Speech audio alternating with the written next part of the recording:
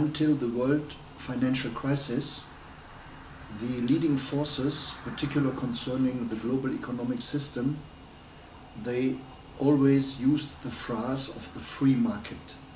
They pretended that the market was free and that a free market would be the solution to our problems.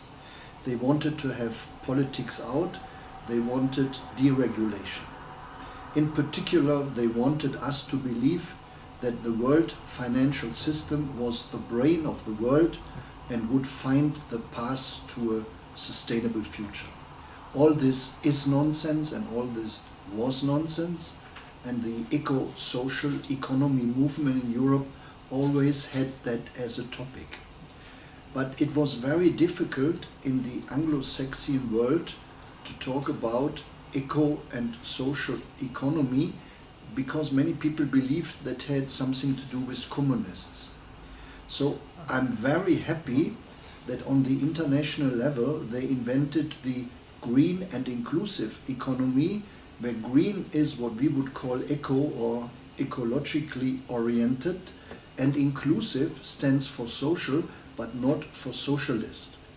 So we have a big change in wording since the world financial crisis. Now all the international organizations like the United Nations and the WTO talk about green and inclusive markets and about green and inclusive growth. Even more interesting is that the OECD has the same terminology. The OECD is the organization of the rich countries, and it's very surprising that they change from free markets to green and inclusive markets. And this is not just words. They have their sustainability index, and in that index, for instance, now they have a parameter for social balance, for the balance of income. This is something that we even in Europe on the national level are missing. In Germany we have no extra political, let's say, concentration on this balance issue. We have proxy parameters but not the balance per se. Balance is a very important element of inclusiveness, and the OECD now goes actively for that issue. The OECD is concerned that the gap is opening, that we get socially less balanced, and OECD has written to many European governments, including the German one, to be very, very careful about this opening social gap. So I think there has happened something very important, but I noticed that many people didn't notice.